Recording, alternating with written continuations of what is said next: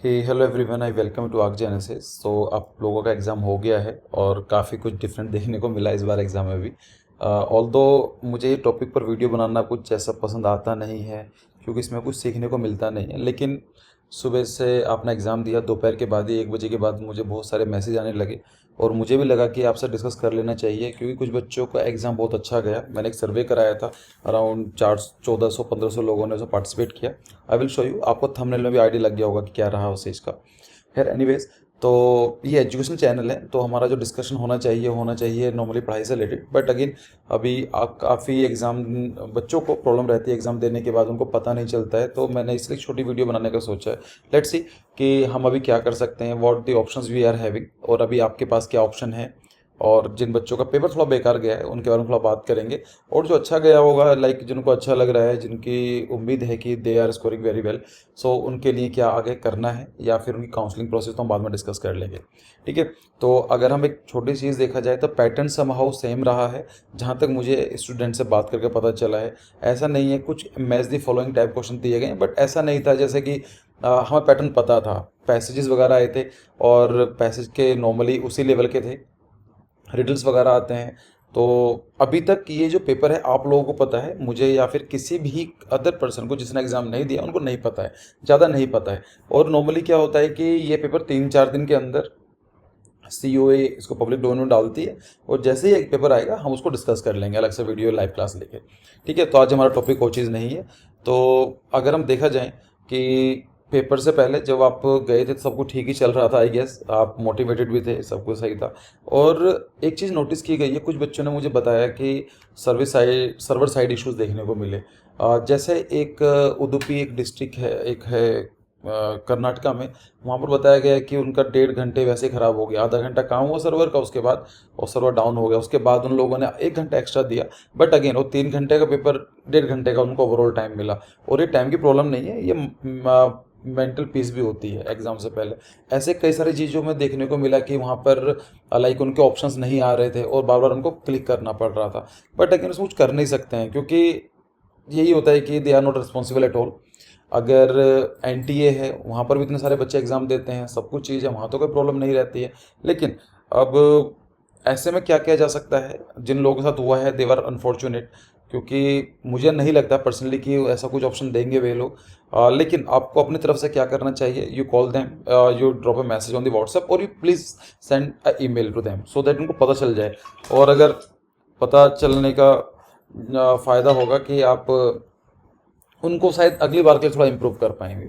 ठीक है, तो आप प्लीज़ उनको मैसेज कीजिए, व्हाट्सअप कीजिए, या उनको बताना ज़रूरी है अपने आप को। ऐसा मत बैठो, उनको बताओ कि आपकी तरफ से it was your responsibility to provide a good environment, so that कि आप एक ऐसा एग्ज़ाम कंडक्ट कराओ हमारी जो इंटेलिजेंस है वो चेक हो सके, रादर देन कि हम ये फोकस कर रहे हैं कि एग्ज़ाम पर क्लिक नहीं हो रहा है, हमारा आधा घंटा कहाँ चला गया, तो वो बताना ज़रूरी है। ठीक है, अगर हम बात करें एग्ज़ाम के बाद क्या रहा आफ्टर द एग्ज़ाम, तो आपने का जो लोगों का रिएक्शन था वो नॉर्मली यही था। लेकिन सभी का ऐसा नहीं होता है। देखो, एक नॉर्मल मेंटेलिटी होती है एग्ज़ाम की। जब हमारे पास 150 क्वेश्चन आते हैं या 125 क्वेश्चन जो भी थे, तो वहाँ पर एक चीज़ होती है, हम वही क्वेश्चन याद कर पाते हैं जो बहुत डिफिकल्ट रहे होंगे। तो कुछ वजह से कई बार एक ही क्वेश्चन रिपीट हो रहा था, लोक वाला था, या फिर एक शायद एक फ्रॉग वाला कुछ था, एक कुछ ऐसे ही थे, match of the following type के। तो कुछ लैंग्वेजेस का भी आया था। तो ये क्वेश्चन ऐसे होते हैं जो आपको फेस करनी पड़े प्रॉब्लम, लेकिन आप ये याद रखो ऐसे क्वेश्चन बहुत सारे रहे होंगे जो इजी रहे आपके पास, है ना, जो उनको आप थोड़ा कर पाए। ऐसा नहीं है कि आपका जो पेपर था बेकार गया है। क्यों? क्योंकि मैं इसलिए बोल रहा हूँ क्योंकि मेरी कई बच्चों से बात हुई है, मैंने अभी दिखाऊंगा भी आपको मैं कि बच्चों के रिएक्शन क्या रहे हैं। तो ये नॉर्मली मेंटेलिटी होती है, एग्जाम के बाद हमें डिफिकल्ट क्वेश्चन या ऐसे क्वेश्चन जो हम लोग नहीं याद कर पा रहे हैं, हमसे नहीं सोल्व पे, हम उसे करते हैं और हमारा निगेटिविटी की तरफ चले जाते हैं।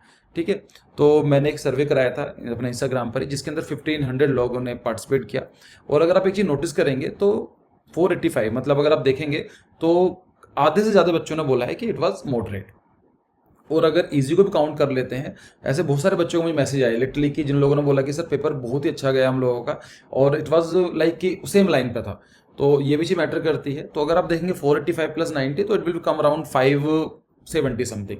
और 328 अगर आप इजी और मॉडरेट को लगाते हैं और 328 को काउंट करते हैं, तो अभी हम काउंट करेंगे कि 66% और 60 मतलब 2/3, या फिर हम बात करें कि 70% लोगों को लगा है कि पेपर वॉज इजी और मॉडरेट। तो आप ये चीज़, अब ये नहीं पता कि वो सही बोल रहे हैं क्या बोल रहे हैं, क्योंकि मेरे पास पेपर नहीं है। And we will discuss the paper when it will be available in public domain. 2 और 3 डेज के बाद ये आ जाएगा, ठीक है। ये ऐसा मत सोचो पेपर गया है, ये नॉर्मल मेंटेलिटी होती है, टेंडेंसी होती है हमें ऐसा सोचने की। तो जैसा भी आपके पास रहा है, अभी अपने आप को काम रखो। ऐसा कुछ वो नहीं हुआ है कि पेपर बहुत बेकार चला गया है, आपका पेपर ठीक गया होगा। जहाँ तक मुझे लगता है पेपर का पैटर्न हम लोगों को पता था, थोड़े से क्वेश्चन डिफिकल्ट रहे होंगे या चेंज होते हैं, डिज़ाइन पेपर में ऐसा कुछ चलता रहता है। अब हमारे पास ऑप्शन क्या है, what should we do now, कि क्या कर सकते हैं हम लोग।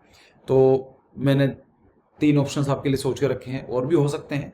एक पहला ऑप्शन हो सकता है कि खाली बैठो रोते रहो कि ये हो गया, आप क्या करें, लाइफ खराब हो गई है, ये सेकंड अटेम्प्ट भी ऐसा चला गया है। ऐसा नहीं है, वो लोग भी समझदार हैं, वो आपका नुकसान नहीं चाहते हैं। जैसे पिछली बार 75 से लेकर 70 नंबर कर दिए, so it might be possible कि बच्चों को ज़्यादा डिफिकल्टी आ रही होगी, तो कहीं ना कहीं आपको रिलेक्शन दे सकते हैं। सो ऐसा मत सोचो। दूसरा ये चीज़ है कि होप फॉर द बेस्ट। जैसा आप लोगों का काम क्या था कि आपका काम था एग्जाम देने का, सर्वर साइड इशू रहा, उनकी प्रॉब्लम है। पेपर कुछ अलग रहा, उनकी तरफ से रहा। ऐसा तो नहीं है कि आप पूरी तैयारी नहीं की थी, यू प्रिपेयर्ड वेल ना, अपने हिसाब से आपने पूरी मेहनत की थी। और ये भी मत सोचो कि अगर आपके साथ अकेले के साथ ऐसा हुआ है, तो आप देखेंगे कई सारे लोगों के साथ ही फेस करने को पड़ा है प्रॉब्लम। तो आप अकेले नहीं हो इस रेस में, जिन लोगों को प्रॉब्लम फेस करनी पड़ी है। सो थोड़ा भी कॉन्फिडेंट, जो भी आपके साथ रहा है ऐसा रखो, आराम से रेस्ट करो, 1-2 दिन का थोड़ा सा रिलैक्स रखो, और hope for the best. I think कि ऐसा कुछ नहीं, पेपर आपका अच्छा गया है।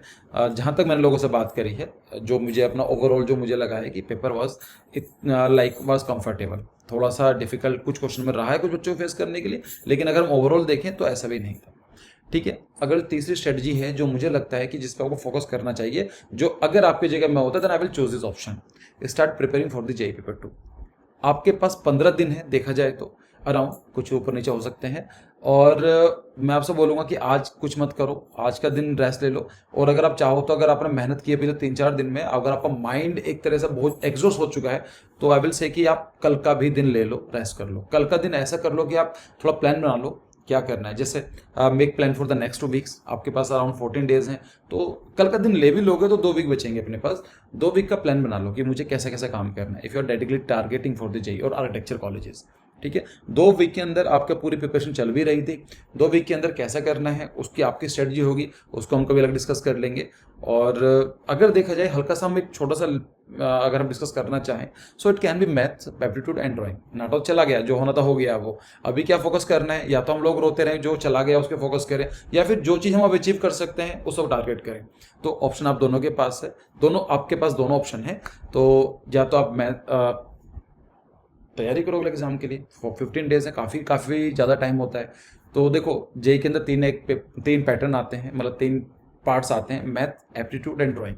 मैथ्स वाला पार्ट ऐसा है कि कि मैथ्स अच्छी होगी, अभी तक आपने किया होगा, तो आप इसको फोड़ दोगे। अगर नहीं कर पा रहे हो, देन आई विल से कि कुछ टॉपिक्स हैं उनको टारगेट कर लो। Without maths you will not get a good college, ये गारंटीड है। जो लोग बोलते हैं कि मैथ्स को टारगेट मत करो, एप्टीट्यूड कर लो, ड्राइंग की कर लो, वो आपको कुछ नहीं बेवकूफ़ बना रहे हैं।